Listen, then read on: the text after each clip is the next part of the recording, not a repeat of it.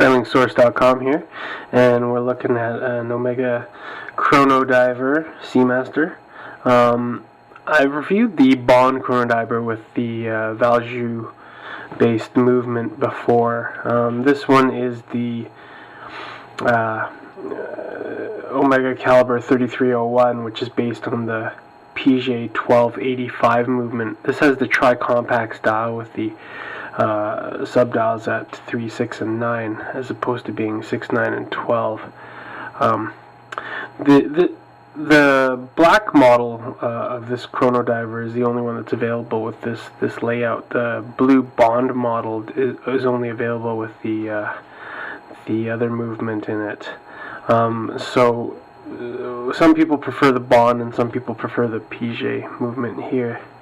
So let me give you a zoom up so you can take a better look at this watch here. So give it a wind. This one also has the date down here at 6 o'clock as opposed to the date being at 3 o'clock. Gives it a slightly more balanced look. This model has the flat dial, so there's no waves on the dial. It's just sort of a flat black, you can see. Start the chrono. This watch has these what looks to be locking pushers, but they're in fact not locking pushers. They just have that look. The helium release valve here at 10 o'clock.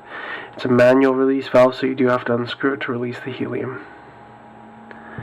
This Caliber 3301 is a 33 joule movement. And there's the stop and the reset. So it resets back to 12. And some other differences you'll see with this one and the Bond version is the bracelet on this. It's the Speedmaster style bracelet, as opposed to the Bond bracelet, which is a 5-row bracelet. Some people prefer one over the other. I'm more of a Bond bracelet fan, but for the most part, they're both good bracelets. This one has the applied logo there. The Omega is applied, which is nice. Sword hands. The lume on the Omegas is fantastic.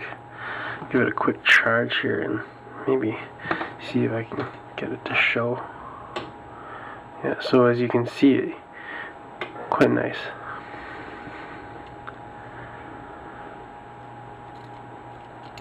Give it a wrist shot.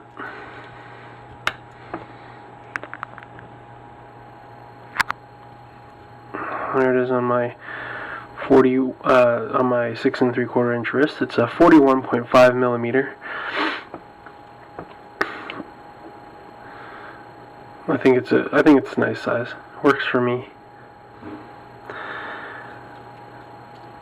Sometimes I'm not sure if I prefer this watch better than the Bond version or not. Both have their pros and cons.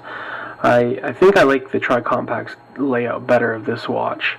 The movement apparently in the 3301s is not quite as reliable, and I believe Omega did have some actually fairly major problems on them. But I haven't experienced any of that myself. I had one of the Speedmaster Schumacher Legends that had the 3301, and I didn't have any problems with it. This one's got the unidirectional bezel as well.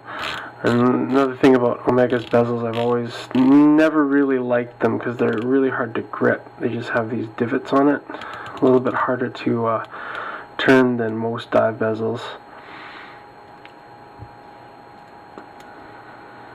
This typical Omega clasp here with the diver extension. You just pop it out. Nice bracelet. I always thought Omega did a good job with their bracelets, especially that they're not too expensive. Not like, say, a Breitling bracelet or a Panerai bracelet or IWC bracelets where the huge cost goes into the bracelet. Omega is able to make the bracelets significantly cheaper, but still of a very good quality. So,